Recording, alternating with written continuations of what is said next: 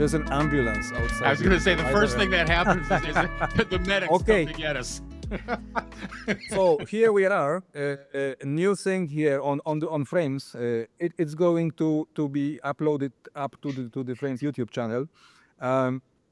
It's me, it's Scott, it's Steven. You know the guys, everyone. The Frames team, and this is a new kind of segment, kind of show. We are completely unprepared for this thing, right? Or did you do your research? I didn't do any research, no.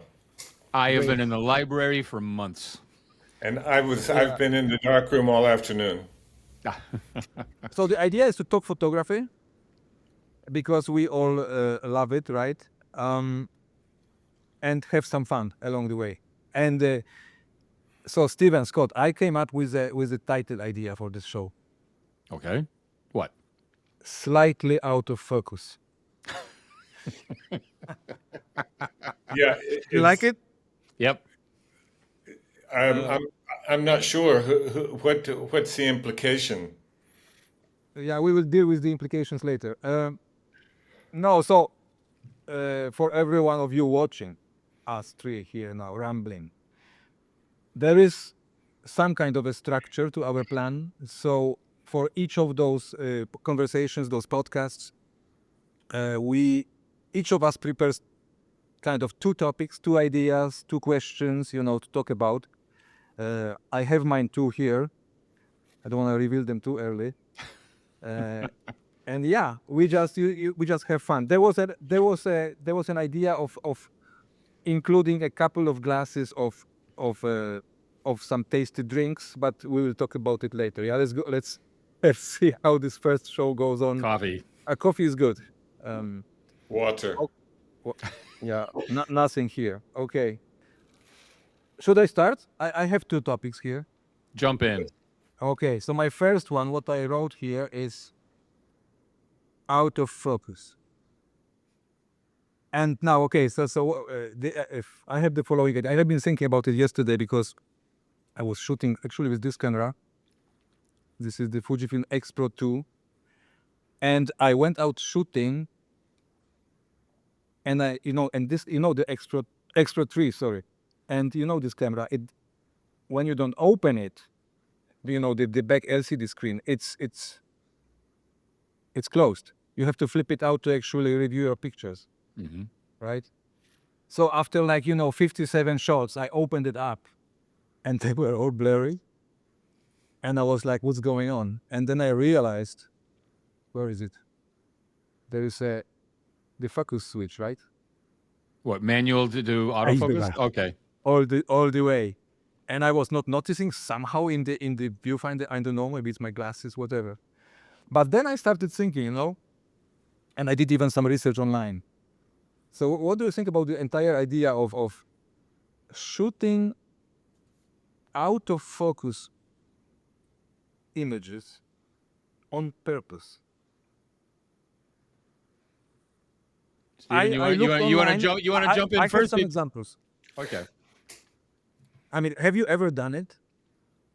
Well, that all depends what you mean by out of focus. If I've used the texture slider or something like that to blur something in post-production, if I've if I've called the attention of someone to something else in the frame, then sure. But it is not a habit for me. You mean, so I mean like intentionally going on, manual and then actually blurring it, when you're taking the picture? I have not. Not Steven? I have not either, and I only shoot in manual mode. So if I intentionally blur, then it's for the reason Scott was mentioning, to blur a subject in the foreground in order to call attention to a subject in the background, but to make a dreamy picture, or to no, I haven't done it, but I do know, and both of us, you and I, Tomasz, know a photographer who has a very accomplished art photographer and editorial photographer here in Switzerland, who has spent the last 3 or 4 years with a sub-quality pinhole camera taking blurry pictures of landscapes only. You're right. Who was it? What was his name?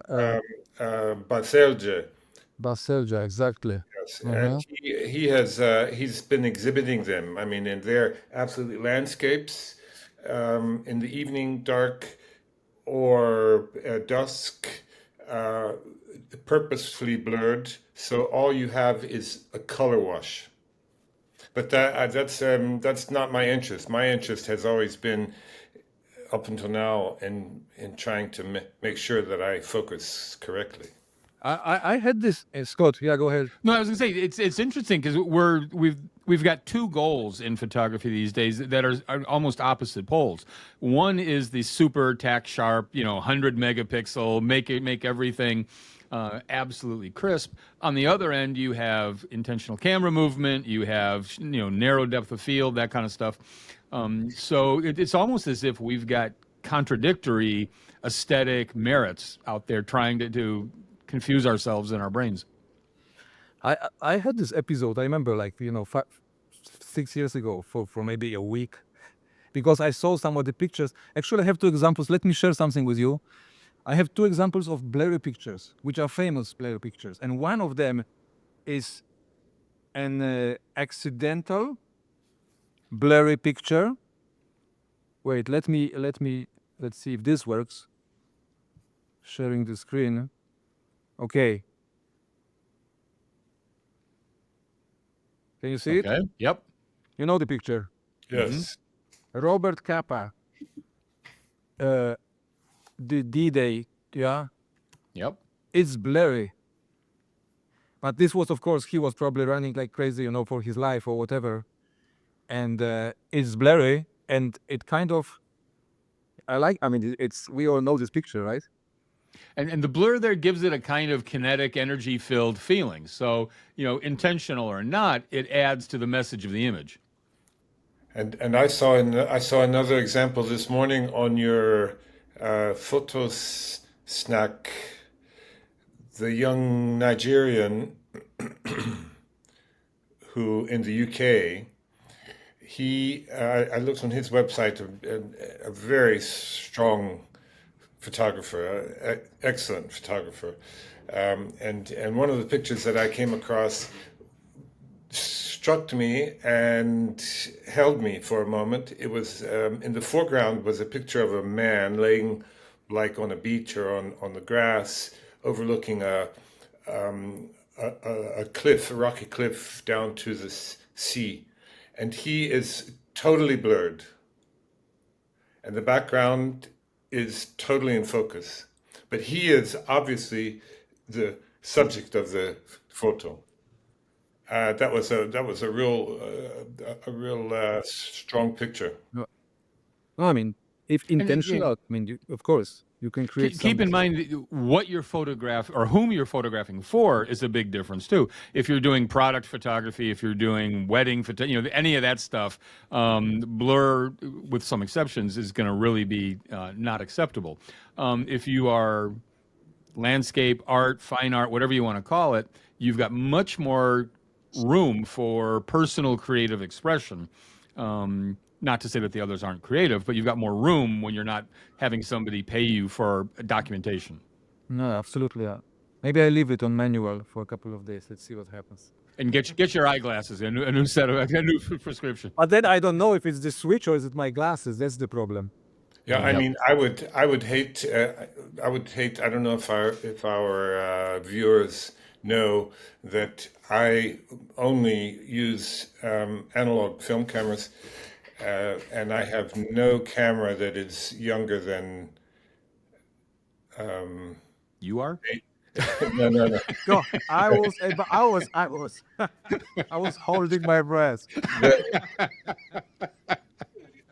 The newest camera I have is a Nikon that's from the 80s. But so I would be totally irritated by having automatic focus anyway, because I want to decide what I'm focusing on.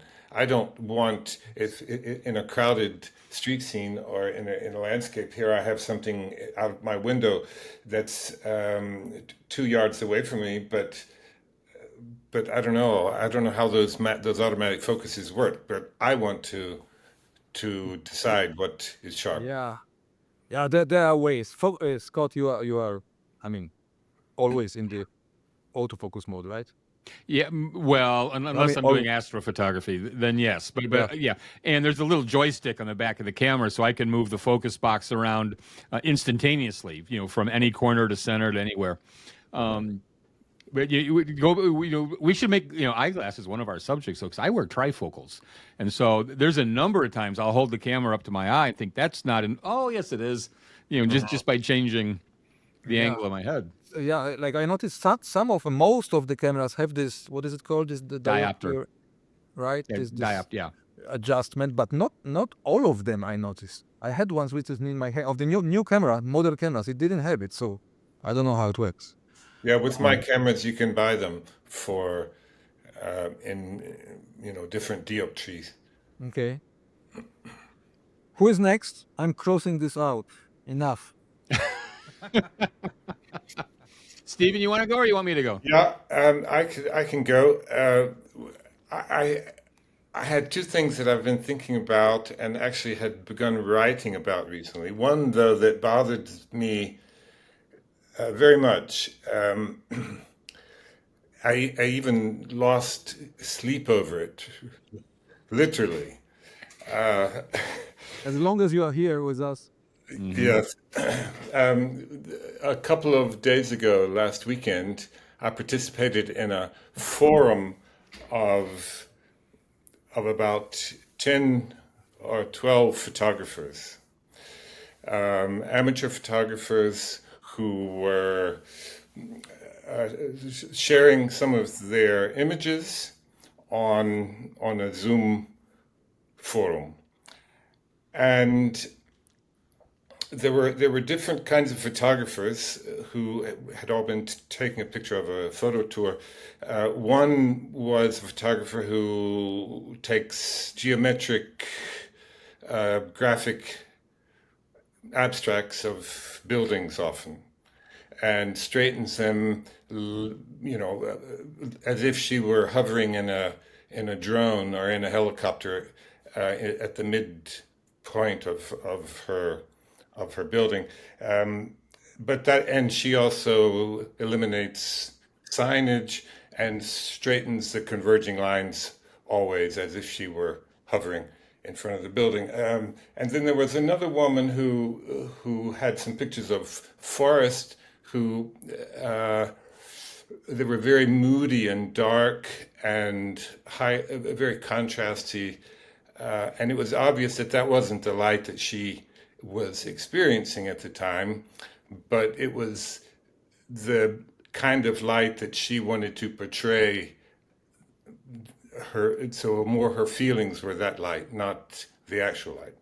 And then there were 2 or 3 photographers who had shot pictures in an editorial or documentary style, art photographs perhaps, but still realistic pictures of a house or a corner in a city or whatever.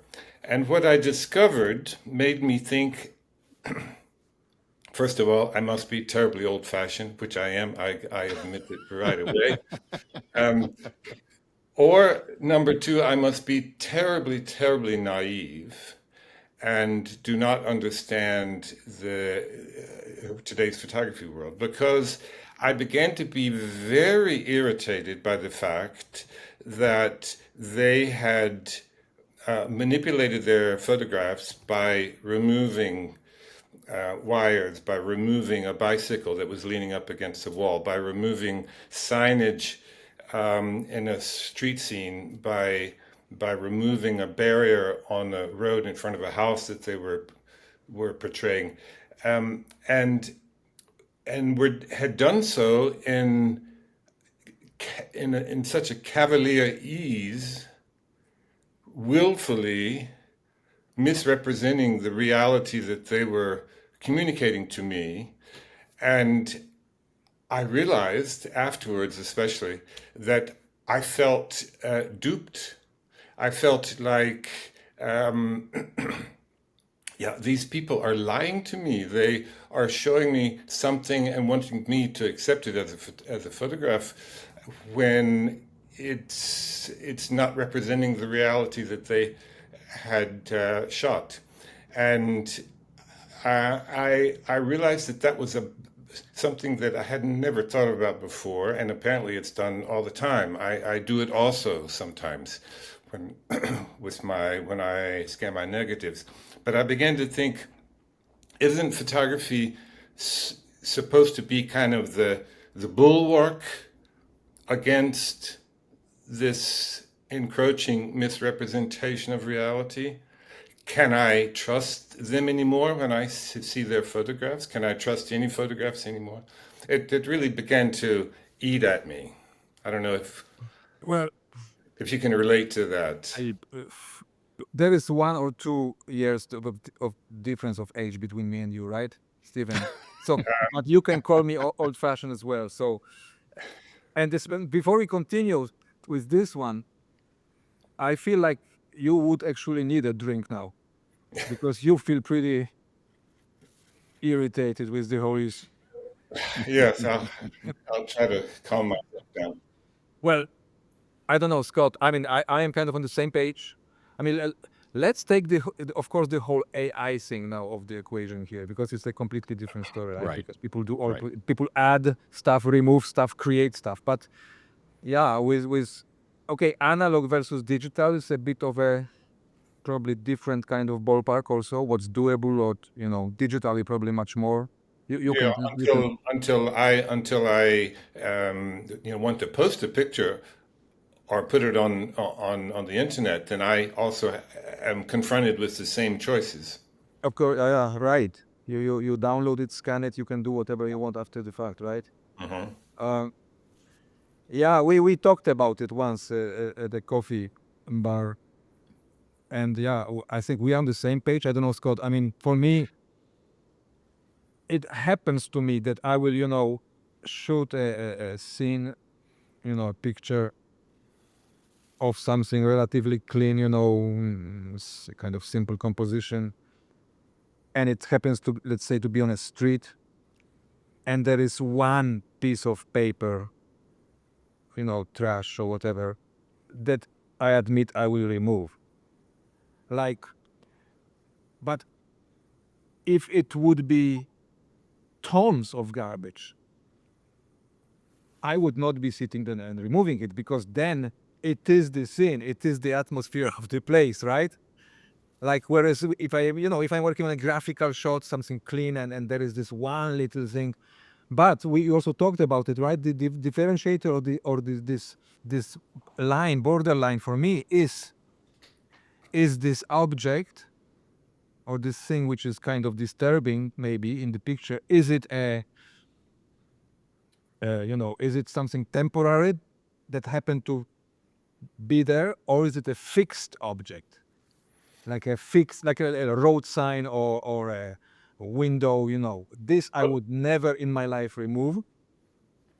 But that's not even the issue. The issue is um, whether it's fixed or not is immaterial. It's if you don't like the object messing up your view, then don't use that photograph, or come back later when it's gone, or look for another corner that doesn't have the signage that bothers you. But why misrepresent a reality in order to make a photograph that is not what it appears?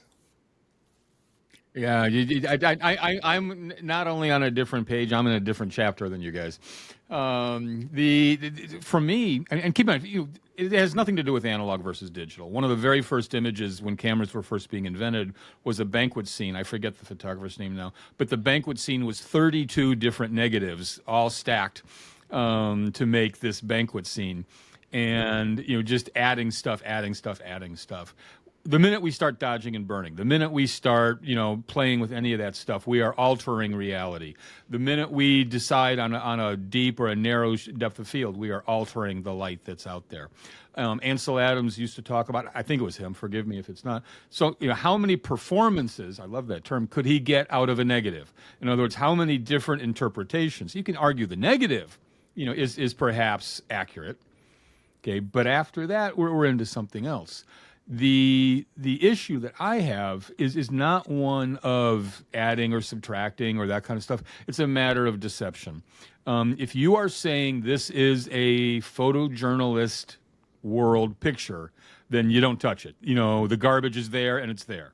If you say this is fine art, everything goes. I mean, then all the rules change because you are no longer claiming verisimilitude. How's that for a word today? You're no longer claiming factual representation. And if I do something as simple as my favorite tool, the dehaze slider, I'm changing the light that was there. So I have no issue with people adding or removing if it's clear the intent of the picture. Okay, if it's going in the newspaper, you don't do that. If it's going on somebody's wall, then you can. I mean, this differentiation between art photography and editorial photography is also kind of a slippery one, because art photography can be documentary and it can be editorial, and street photography or the depiction of a destitute habitation of a desperately poor person in third world country or a homeless person somewhere. They can all be art. Yeah, absolutely. But so do I have to in order to believe a photograph, do I have to somehow figure out whether it's art or not? It's not so much. I mean, because any picture can be art. Any picture can be artistic. If the composition is right, if the photographer has some understanding, of how to make a good photograph. It's more a matter of what are you claiming this represents. If this is, a picture of a troubling situation, are you documenting or are you making an argument? Are you, you can do both, of course, but I would have all sorts of trouble if the New York Times published a picture and says this has been altered. Okay, I would have none of that same trouble if some gallery put up that picture and said this has been altered. Yeah, the question here is it being said this has been altered or not? And do you care or you don't? Like when we walk the gallery, walls of whoever for that matter, exactly, it's a gallery, so we kind of assume, it's art, let's say, or we define it as such, right? And yeah, Steve, I don't know, because are you going to a gallery for enjoyment, visual joy, or are you going to check the facts? Because if it's pure enjoyment, then actually, yeah, who cares? It's but I don't know. Sure. I think we are so fixed on this. I mean, me too. Speaking of myself, so fixed on the idea that a photograph is a representation, right? I actually just recorded a video about it, right? Yesterday, kind of speaking of reality and stuff. Is it, or does it have to be? But for me, it's always the question of the where am I drawing this line? Because I remember there was this negative. It's a famous example of this. You were talking about dodging and burning, right? Who was it? The Avedon, or who was it? This famous negative, I think, of his, where there is like 59 remarks and lines: dodge here, burn here, cut it. The final picture was like a stratospheres. Yes, but that's not what I'm talking about, and because that is has been a part of photography from the very beginning, but it's this blatant removing of objects, changing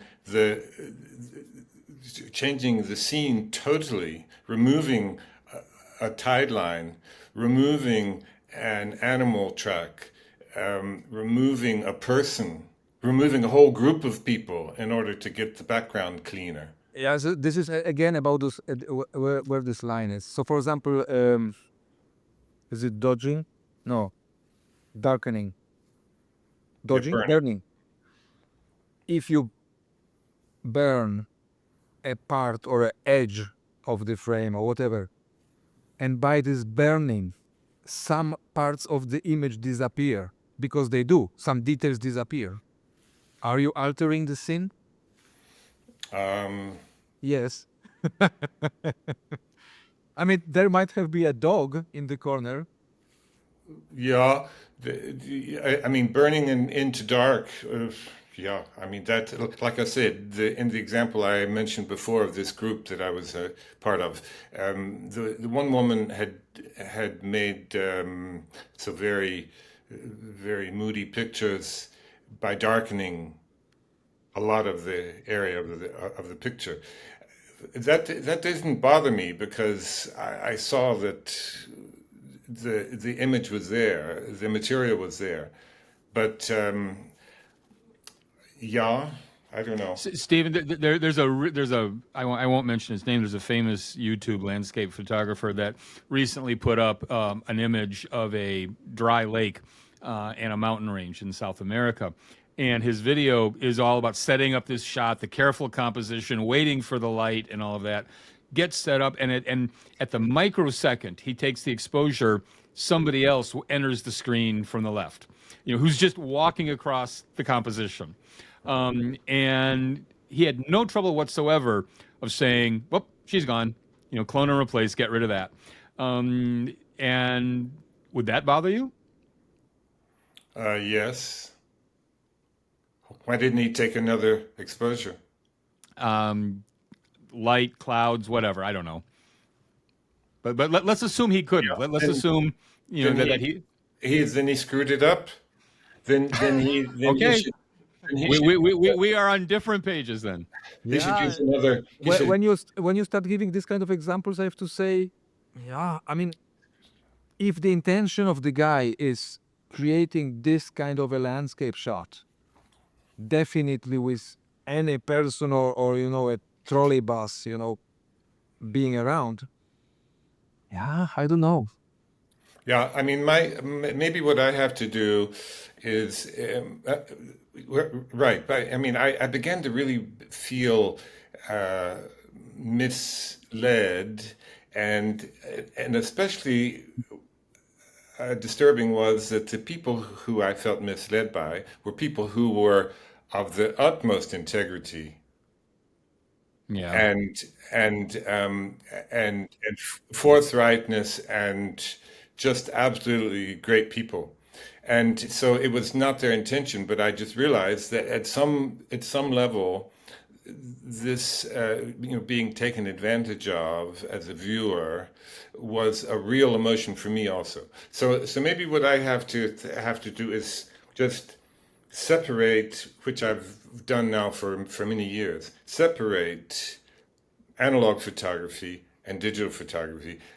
In the digital world, everybody does what they want anyway. In the analog world, we stay true to the negative and adjust within that parameter, adjust contrast, exposure, darkness. And what happens if you stack negatives? Oh, I don't know. That's also art. I mean, there's collages have been around for a long time. So it's okay to add but not remove. Nobody really does that I know. I mean, I look at a lot of analog photography, and that's a very rare example. Or maybe for us, because it seems like we are maybe too rigid with our pure. Yeah, you old guys. No, I mean, but maybe the line to for us to take is the to separate, not necessarily maybe digital from analog, but simply separate like you said, photojournalistic and documentary from everything else, because if we open the New York Times or whatever it might be, we have the right to trust, I think, Mhm. that there nothing has been altered or first of all removed. Of course, they also can do some contrast adjustments. It's fine, Yeah. but not removed. And we should maybe treat everything else just, you know, loosen up, enjoy if it's nice, and that's it. You know, because in the end, we really don't know of all the masterpieces we talk our entire life about. We don't know. What do we know? Nothing. Yeah. By the And way, and all and of you watching, comments. I mean, join this discussion because otherwise we will go crazy here, right? yeah, and you know there are some very famous pictures out there that purport to be sort of street style that are actually posed. So the implications of how much can you manipulate a scene. Yes, it's not the same thing, Stephen, that you're talking about. Altering, but you're altering pre-shutter release sometimes, and then saying no, this is street, this is documentation, when it's not really. Although that would be another topic altogether, whether street photography can be so narrowly defined. Because It can't. No, I yeah, also I also love street photography where the subjects are part of the process. Yep. Yeah, that's for a entirely separate. By the way, we are doing great. Look, two topics, half an hour, 30 minutes. Brilliant. Right? Okay, Scott, your turn. What's up? What's Well, okay, this is something that's been fascinating me for the last short while, and I don't know if it's as much of a question as maybe I think it is, but I have been really fascinated by people that are deep into printing, and I've been fascinated in the podcasts when I ask people, did you fall in love with photography because of the darkroom or because of the field? I would say at least 50% have said that their first love in photography was the darkroom, not actually taking the picture, seeing something come to life that way. And the reason it became a question is that when I photograph, I don't have a print in mind. I am photographing, that the physical image on paper, despite the fact that excellent photography, deserves to be on paper. It's not in my imagination, and I love being in the field, and I love post processing, but I'm processing a digital file, and the product for me is a social media post. The product for me is electronic. The product is not ink on paper. And I'm wondering if that matters. I'm wondering if you imagine the end of your process being a single print changes how we compose in the field, how we approach post processing. Because I can go back to any image I've ever taken and say, I don't like that brightness. Click, there it goes. You can't do Yeah. that with a print. I mean, you can make a new print, but the old. So I mean, to you guys, I mean, Stephen, you're all about prints. You're all about the darkroom. Tomasz, you excellent photography, deserves to be on paper, and yet you do infinite amount of electronic work. Does your imagination of the end of the process back inform the process? Yeah, I think, of course, the most well-known example of that idea is Ansel Adams, which was the whole premise for his books, that you pre-visualize the end product as you take the picture. But I think he was the only one who was capable of doing that. Because everybody that I know likes to quote him on that. But the more honest answer is something that I read from Kit Young, who you may know. I don't know if you've ever interviewed him, Scott. Nope. No, it's Kit Young. Kit Young will be in the next edition of the magazine. His work will be, yeah. Right, and he is a master printer, and I've wanted to contact him for a long time and see if I could if I could get some tuition from him on printing, because printing is very difficult art. But his idea is that his photography is spontaneous. His photography is reflexive. He has his camera. He takes, dozens and dozens, hundreds of pictures in a week, hardly without thinking, aiming, shooting. He sees something that piques his interest. He pulls the camera up and takes a picture very fast, very serendipitous. Then the other half of his art in the darkroom is very methodical, very careful, attempts after attempts after attempts in a very meditative form. So I think that's more what people do. But if you are photographing, and in the back of your mind the product is a piece of paper versus an electronic file, does that change the moment of the shutter release? Or I don't does it think so. or does it change, depending on, of course, if you're shooting maybe digital or analog and the whole printing process afterwards, does it change any, for example, any of the parameters in terms of, how do you capture the image, shadows, highlights, whatever?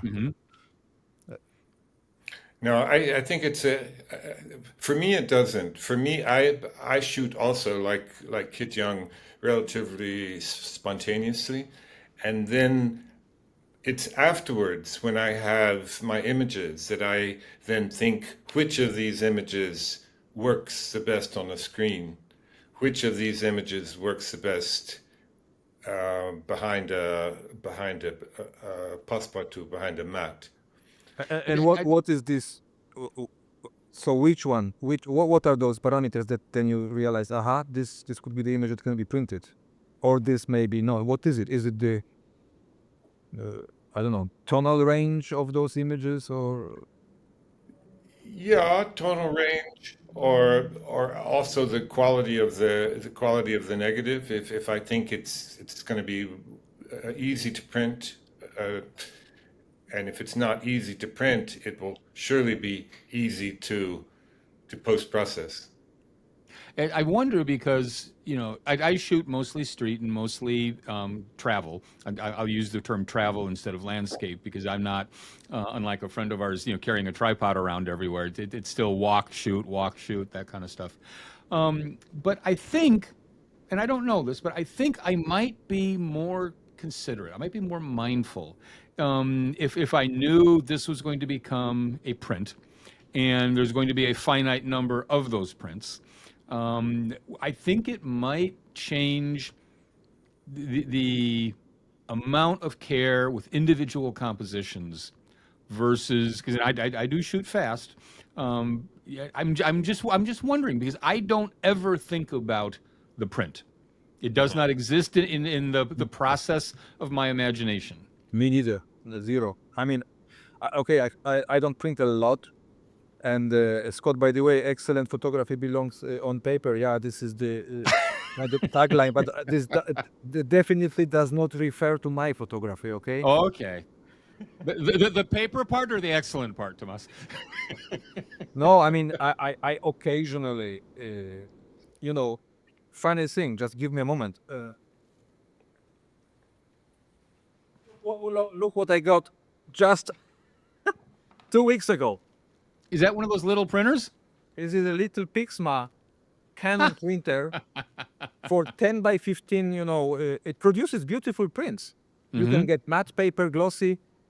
Because it is a small printer, it's nothing extremely advanced.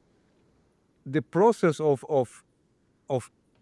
course, seeing your image coming out of the printer or in the darkroom is a completely different story than altogether. But I love it. But it's maybe time constraints or whatever it is.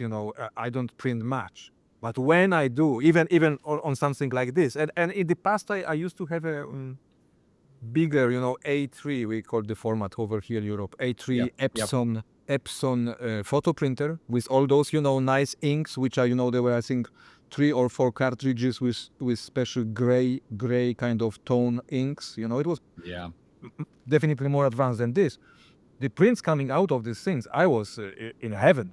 It's beautiful, but then again, was I thinking in any way about that printing process when I was on the street taking the pictures? Not at all. No. Yeah, okay. Then maybe it's, but I just wonder because I never think of prints. If it was in the back of my head, would I slow down as a photographer? Would I? I don't No. think so. Okay. I don't think so. Okay. I also am a printer, but I'm also the dissemination of my photography happens principally online, on Instagram, on Facebook.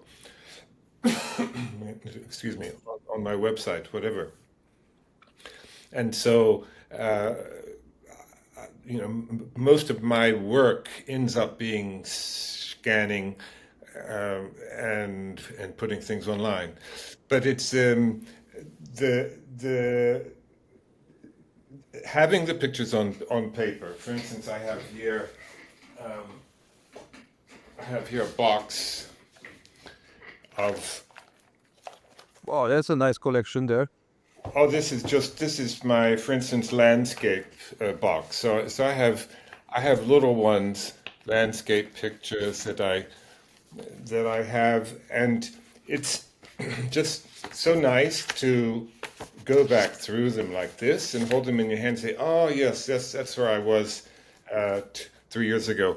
I was talking to the guy who started Camera Store in Tampere, Finland, and he was telling me that that prints are memories.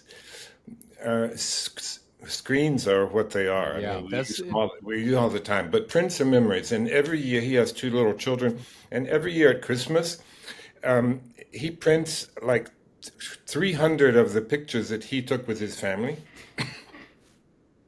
and they put them all out on the table, and then the children can go through and remember, oh yeah, that's where we were on holidays, or oh, that was her birthday, and they pick out their 20 favorite ones, and everybody gets a chance to pick out their favorite ones. And I thought, what a wonderful ritual, that is and cool. that's only something you can do when photography is on paper. Yeah.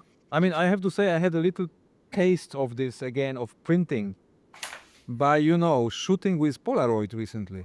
Yeah. Polaroid is basically printing the photo for you immediately, right? And it is, even if it's, and Polaroid shots, it's far away from any kind of perfection in terms of sharpness or whatever. But there is something, this tactile feeling, and exactly the fact that you can hand it over, to someone. And I mean, Scott, you sent out your postcards. Right. But Right. and I as a matter of fact, a new batch is going out tomorrow. Yes. But it's I mean, Stephen, when we were in Switzerland, you had in the apartment, like 50, I'm exaggerating, test prints of it was the same image. Oh, this one's not quite right. Oh, this one's and so I'm thinking there's the investment, the cost, the time, we might play with it on the screen for 12 and a half seconds. You're going, and I'm wondering, and God love everybody who's into printing because it's a mystical art, and I have no idea how you do it. Tomasz, you were talking about fine gradations of gray. I think there's a guy in England, if I have the number right, his printer has 32 different gray tones in the printer. I'm close, if not exact. But do you ever raise the camera and think I'll never be able to print that, or this will be a great print, or okay? So that was my question at the beginning. Maybe it's not a question. No, because actually, and Michael Kenna has also made this this remark before. I'm sorry for my dry throat. That he takes pictures, as I do all the time, not knowing how they're going to look Right. on film or on paper, or actually with the intent, with the anticipation of seeing how will this look on paper. who was it? I don't know, Dorothea Lange, or who was it who said this, exactly this, when they asked them, why do you photograph? To see how it will look on the photograph. I can tell Yeah. you, I used that in my book, and it's a quote of Gary Winogrand. I photograph to see what the world looks like in photograph. Yeah, it was him. Yeah, exactly. I love that. And Water, Stephen Water. Yes, yes. Okay. There is that. This goes back to the, 50% of the people falling in love with photography in the darkroom, or the how many performances can you get out. I do love that as much as I love being in the field. I love the act of taking photographs, but boy, when that image comes up in Lightroom and I convert it to black and white 90% of the time, and then it's just like, oh, this is cool. What can I do here? Which is going to, morally offend Stephen with his, wanting everything to be precise. No, But because it depends. It depends also on what with me. I also do that. And I was talking to a very good printer who said the results you get on your photo processing program can be an inspiration for what you might want to try to achieve in the darkroom. yeah, But it has to have a reason. The picture you mentioned that you saw of mine that I had 20 attempts. It was because I was trying to make a print that would be good enough to hang in an exhibition. So I don't do that with every print. I mean, this group I showed you, one shot, yeah. but just for my memory. And those are beautiful. Nice. Guys, listen, let's do one more. Let's aim this time for an hour. And by the way, all of you watching, let us know in the comments, what do you think about the lengths of this kind of podcast? 1 hour, or you want to sit with us for 6 or 7? And the second thing, if you have any ideas for the topics, we could discuss, or maybe you can maybe challenge us with some kind of questions, just drop them in the comments. We are doing this for the very first time, right? So it would be nice to hear from you, your feedback, and yeah, we hope you're enjoying this our little rambling around table here. So, but let's take one more topic. But now, I don't know. Should I randomly choose it, Steven or Scott? You have No, one more. I just went, so it's got to be one of you two. Okay, Steven. No, you go ahead. Me. Yes. Well, we need 2 hours for this one. Yeah, mine we would have needed 3. So Okay, so let's go with this one. But let's keep it. We have 15 minutes left. So today I was shooting with this one, yeah, and like yesterday and for the last couple of days with this Fujifilm X Pro. And Steven, you know it because, yeah, by the way, me and Steven, we live not so, very close to each other, same town. So we sometimes visit each other, and we actually both have a couple of cameras on our shelves, right? I am talking probably, and different cameras, analog, older ones. I have the Fuji, I have one medium format analog camera, I have a, pocketable Ricoh GR, and a Polaroid. Now, we discussed it, we talked about it with Steven again and again for the last couple of days. Amount of those cameras, and those choices on my shelf kind of starts slowly getting to me. It starts blocking me in terms of, I have the choice which camera I take, which film I use if it's analog. And Scott, by the way, a nice segue here to your story. My problem these days is, my personal problem these days is, I enjoy it all. I enjoy those explorations. I enjoy looking at different exactly looking how my photos will look on this film, on that film, with this film simulation. I think I have a strong love to black and white somewhere down there, but I still enjoy those explorations. But slowly but surely, I have enough of that. So, what's the solution? And Scott, you might have one, right? Well, yeah, I have wanted for a long time to make it, what I call probably incorrectly a kind of Zenish move to simplicity. And I used to have a couple bodies, a whole, catalog of lenses, and I did not enjoy changing lenses in the field.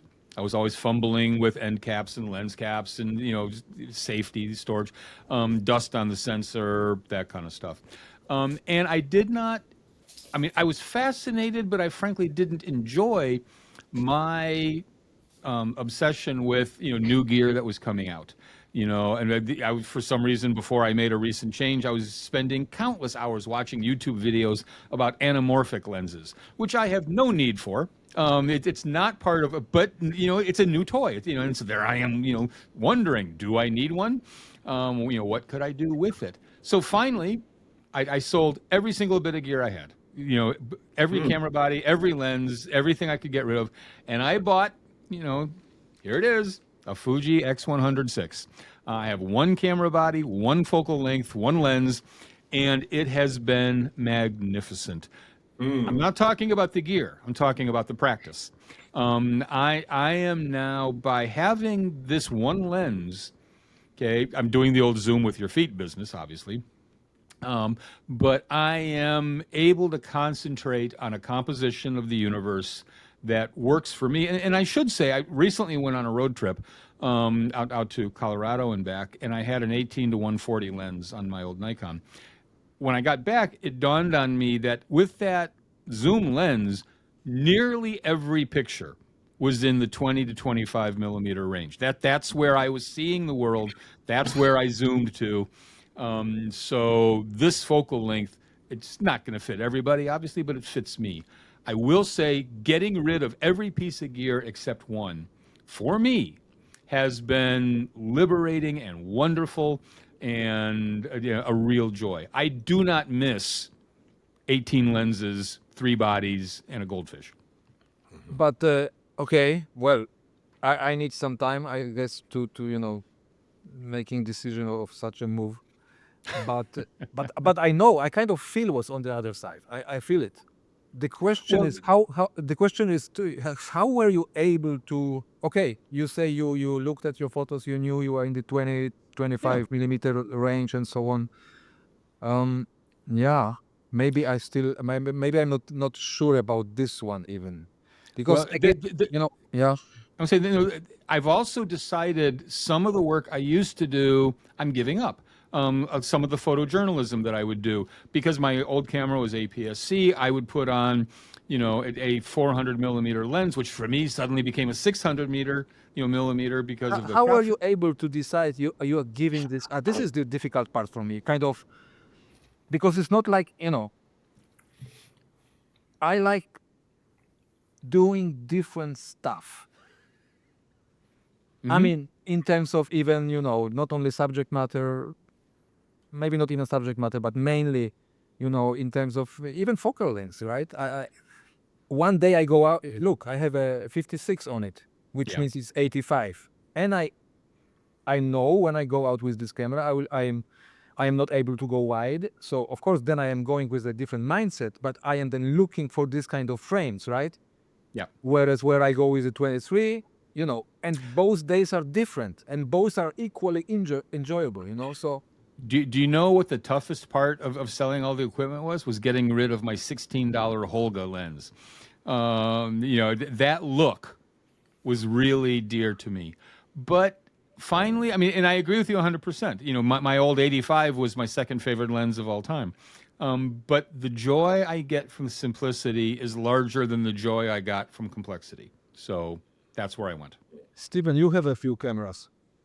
I have a few cameras, although I tend to I tend to always grab the same one, and I have I have a variety of lenses for most of the cameras that accept lenses, but I usually end up with the normal focal length because it's just the most natural look. But I mean, right, you see here behind me, there's a Linhof 4x5, and sometimes I think I keep trying to be a large format photographer. Yeah, you're back. Okay, I'm back on a different camera. My battery went down, yeah? But no worries, as okay. long as you can hear me and see me. It's still me, everyone, huh? Okay. It's not AI. Steven, yeah, you were saying. Yes, I was saying that sometimes the cameras that I have, like this 4x5 or even the 8x10 Cinar that I have, I think, yeah, that's where the real analog photographers end up when they reach the pinnacle there, and in large format, and so I need to. I need to be able to do that. I need to want to do that, and that has to be my desire. And I keep having to remind myself that it's just not. Although I keep trying to be that kind of photographer. It's just like I would love to be a portrait photographer, but I don't think I am. It's really difficult sometimes to know who am I as a photographer, what really uh, satisfies the needs that are deep Yeah, in me. Scott, with you, I have the feeling when looking at your images for now several years, that you exactly know very well what kind of photographer you are and what kind of things you do because you just do the same. I do the same thing over and over. Thanks. Well, and over and equally good, you know. I don't know. I mean, I was looking the other day because someone was having the endless conversation about does gear matter, and I started looking in a different artwork. How much is the most expensive paintbrush for fine art painters? And when I got up to looking at $400 and $500 per brush, and that's probably not the high end. That's just as far as my looking got. I was thinking, does that make a difference? That between the 69-cent paintbrush, that we had in third grade. And sure, it does. Okay. But your work should drive your gear versus your gear driving your work. Yeah, that's a great point. Yeah. Uh-huh. And so, yes, I do know sort of who I am as a photographer. And so I've now sought out the gear that best helps me do that. I don't think, yeah, I would say I don't think it does any of us well if the gear is driving our work. Now, the gear might give us a permission, it might give us a possibility to go experiment with, but then you say yes or no, this is or not me. I am already loving this podcast. It's kind of I will treat them as my therapy sessions. I think it's great because you are giving me Is good. there something you need to talk about, Tomasz? Steven, and we'll be okay. Let's wrap up soon. Steven, last question. But in your case, okay, you use analog cameras, film stocks, hundreds of choices. Did you experiment with many? Before you kind of I don't know chose your favorite ones or. I have experimented with several, not that many, but several black and white film stocks, mainly Foma from Czech Republic. They have about 5 or so. Ilford has the HP5 and FP4 and Pan film, and what am coming to after too many years is the same thing that I've heard from a lot of older experienced photographers, that they found a film and they stayed with it because then they know that they can produce consistent results when they develop them. They know how to expose it. They don't waste time experimenting and can use all of their energies and talents in making good images.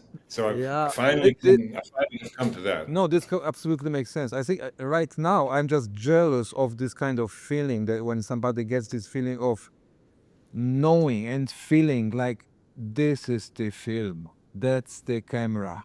I'm still maybe searching, and that's why I'm afraid of giving up on those other cameras or or lenses because maybe I'm still experimenting, but it's taking just too long.